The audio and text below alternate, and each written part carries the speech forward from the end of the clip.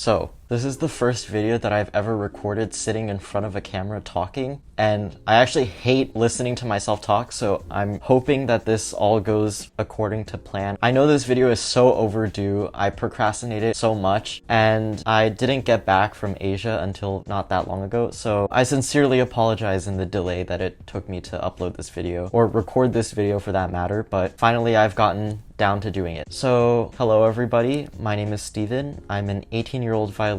I currently live in Dallas, but I'm actually about to move to Los Angeles to pursue my bachelors of music at the Colburn School. And for the year 2023 to 2024, I was the TMEA All-State Symphony Concertmaster.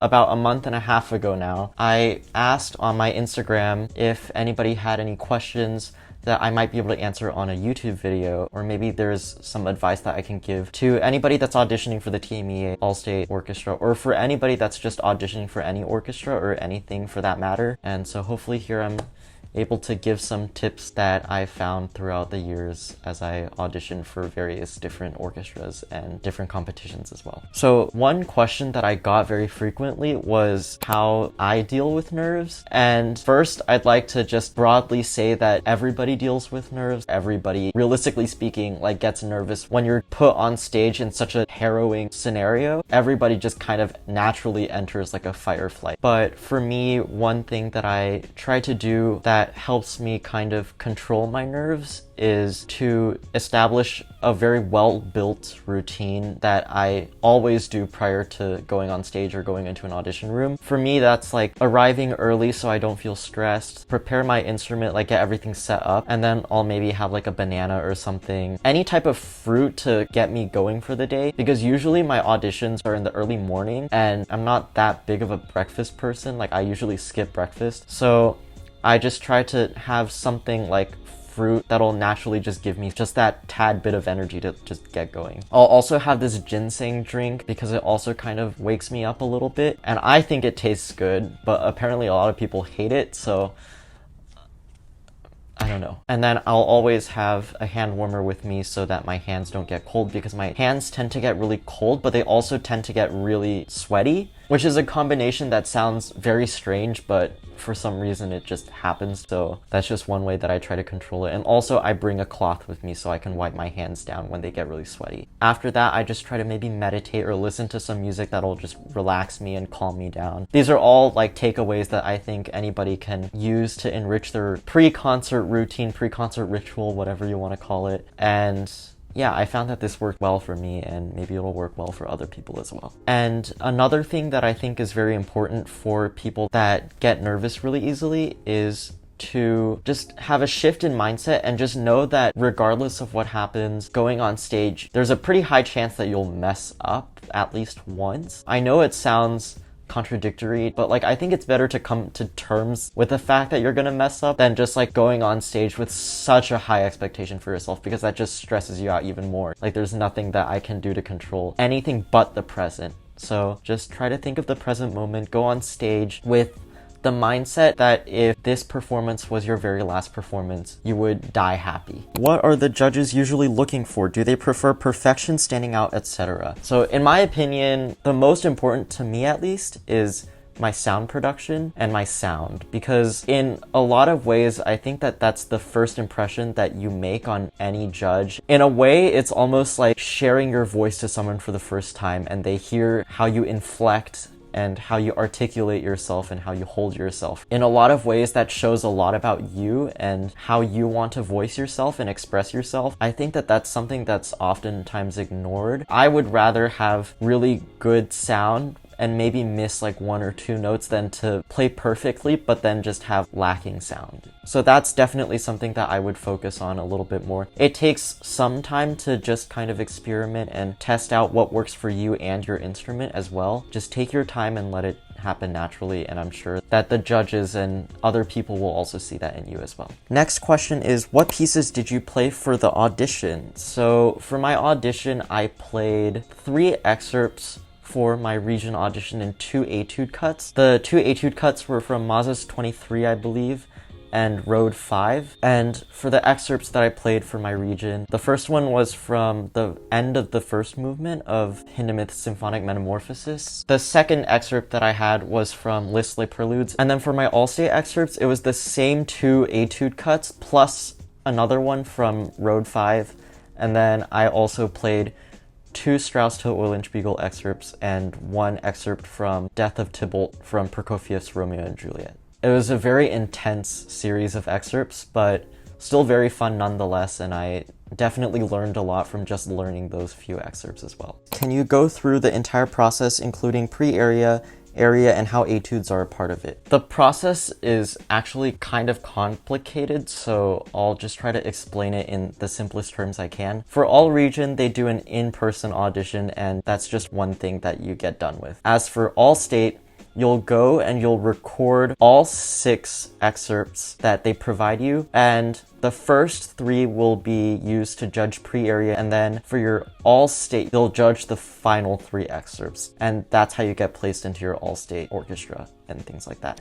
And then after that, you have another seating audition if you made All-State, and that'll determine your seating in the section in whichever orchestra that you got into. What are examples of state excerpts that you've played in the past years? So last year we played Stravinsky's Petrushka, and our excerpts were also based on that, as well as Concert Romanesque. We only played the 4th movement though, and it was the very fast movement, so that was very difficult to learn as well. Do you practice any other material that helps with the etudes, and if so, which ones? So when I first began studying with my previous teacher, Mr. Sloman, he gave me like this huge pile of just etudes and technical exercises that I could use to enhance my technical foundations, and I think those are very good for solidifying your technique. So I would recommend those. Like for instance, the Dunis shifting exercises, Kreutzer, Gavinier, Rode, Fiorillo, Don't Opus 35, the Paganini Caprices, if you're into that kind of stuff. Next question is how to not feel like dying during the audition process. Pacing myself was a big issue in the audition room, so I always try to just not play so much during the warm-up time that they give you. They usually will give you 30 seconds to warm up. I believe that's correct. I try not to play the entire 30 seconds because I know that if I do, I'm going to overexert myself on the actual recording, and then I'm going to be too tired to get through everything the way I want it to get through it. So I basically only went through the beginning of it very slowly, just practiced like starting everything, maybe slowly playing through a fast run that I'll have later in the excerpt, or making sure that my violin is in tune every single time. I think that helped me feel a little bit more sure of myself every time I got the okay to start the recording. How much does it cost overall, like travel, audition fee, etc.? It actually doesn't cost anything with the exception of the audition fee. My region audition fee was $5, and then I'm pretty sure that my recording fee for All-State was $20. And those are the only fees that you'll ever have to pay. Like, the trip is free. If your school offers you like a meal voucher, that will also be free. Once you get to TMEA, you'll have to figure out how you're gonna budget your meals and stuff like that. But there are lots of cheap options around the convention center. So practice schedule or focuses. My practice schedule usually looks a little something like this. Like I'll spend around 45 minutes to an hour on my fundamental techniques. So I'll go through my scales, arpeggios, double stops, octaves, and then I'll spend the next maybe hour on etudes and just revisiting some old etudes that I've done in the past as well. Even when you finish them, they're always good to come back and revisit. And then I work on my Paganini Caprices. After that, like the third-ish hour, I'd start on my primary focuses. Maybe I'll start with a virtuosic showpiece that I'm learning. For a long time, it was Waxman's Carmen Fantasy, and that took quite a bit of time to practice. So I would allot maybe like an hour and a half. And now I'm playing the Brahms concerto, so I would allot around 2.5 hours for just Brahms and just to work through maybe one movement at a time, or in Brahms's case, either the first movement alone or the second and third movement together. That's kind of how I budget my practice time. Could you also film either the etudes / you playing the excerpts when they come out in August? Yes, I can. Once I get the music sent to me, I'll make sure that I get started on recording some of them for you guys, and I'll upload them on YouTube as well. Would you practice slowly and check for intonation? Absolutely. That is one of the most important things you can do at the very beginning of learning a piece as well. For me, that's always the first step. I go through a piece very slowly and try to focus on the notes and hear and listen for the overtones. That's generally what I start with when I begin practicing a piece. How much time out of your practice sessions did you spend on all the All-State materials? I must admit that I crammed all of my All-State material at the very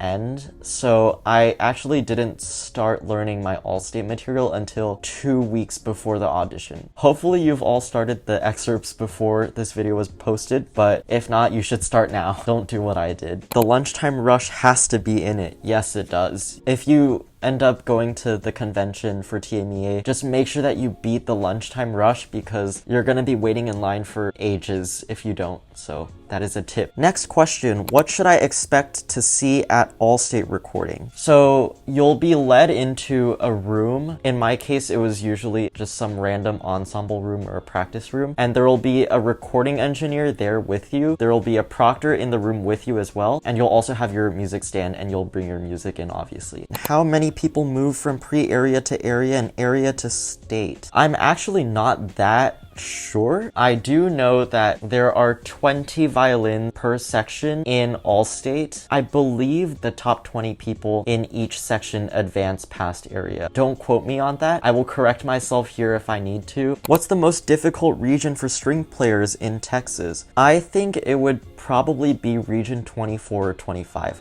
I think I'm in region 25. Also, the Austin region is quite competitive as well. What did the schedule for all region / state days look like? Basically, in simpler terms, we just rehearsed from morning to night with lunch breaks and then dinner breaks. That's pretty much it. For a region, it's just shorter than state, but for state, you just rehearse all day for like 4 days. How to keep motivation consistent when progress is slow / towards the end of the audition process, when it gets frustrating. I think for me, the biggest motivation is knowing that you'll end up with a group of these amazing human souls, and every single time I've been to All-State, it's been just such a rewarding experience, and I've made so many beautiful memories and met so many beautiful people that are just so kind and accepting of everyone. I think it's something that's hard to describe unless you've experienced it, and I feel like I've found my family at All-State as well. So I think I'm deeply motivated in the sense that I would be able to meet all of these amazing people again at All-State. Next question, how was the experience and how did you accomplish it? It's hard to say how I accomplished it. I just tried to let go of myself in the audition room, and in the end, you know, I told myself it's just like any other audition that I've done in the past, and I just tried to let my experiences carry me all the way through. As for the experience, it was unlike anything that I've ever experienced before. I've met some of my closest friends. I've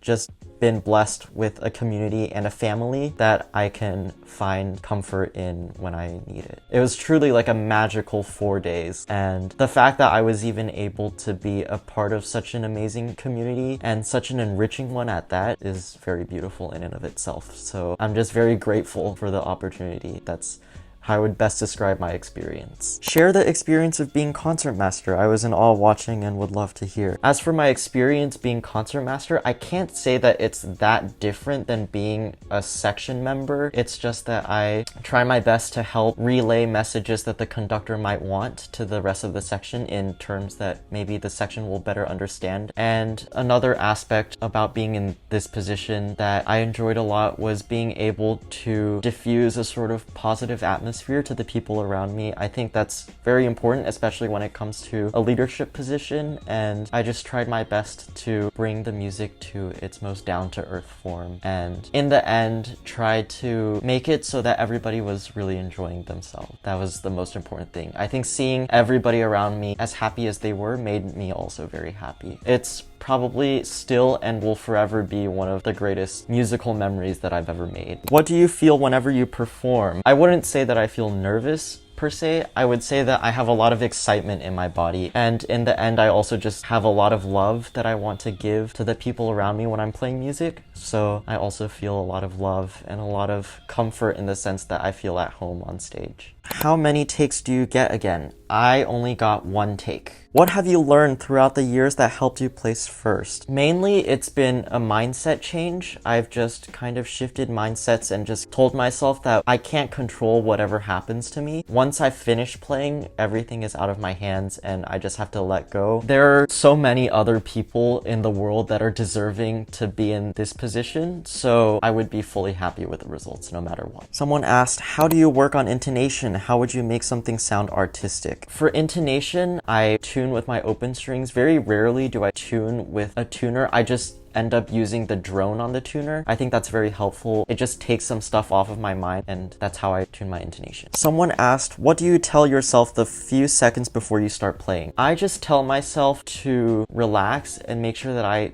breathe and feel fully ready before I start something. And I also tell myself not to rush. But the biggest thing I tell myself is to just remember to breathe in and breathe out. Someone asked, how do you go about practicing All-State excerpts when they're released in August? The first thing I would do is slow practice. That's like the biggest thing that I do, and it's the most helpful thing that I do. And I also go and listen to the excerpt a lot. What do I do in the 30 seconds they give before each recording? I would suggest that you first tune your instrument and then practice something very slowly. Practice breathing and starting the piece several times, and then by then you'll probably run out of time anyways. Someone said, why is it hard for 9th graders to make state even if they are better than most people? That's an interesting question that I've actually never thought about, but there are actually quite a few freshmen that are in the All-State Symphony and other groups for All-State as well. So I think it might just be like a trial and error, or maybe it just depends on which order they listen to the recording. There are different factors that are basically out of your control that play into things like this. Somebody asked, have you dealt with braggy people at auditions? I don't think I have, but that's also partially because I tend to keep to myself a lot, and so far I've yet to meet someone that has been like that. A big thing about mindset, especially before going into like an audition, is to have humility and kindness and just general respect towards other people. I think it's very important, and it'll help you be more at ease in the audition room or in the performance hall as well. So yeah, that was basically it for today's video. Thank you so much to everybody that submitted a response to my questionnaire on Instagram, and hopefully when I get settled at college I'll be able to produce some vlogs or something of the sort. Thank you guys so much for being here with me today, and I'll see you guys very soon.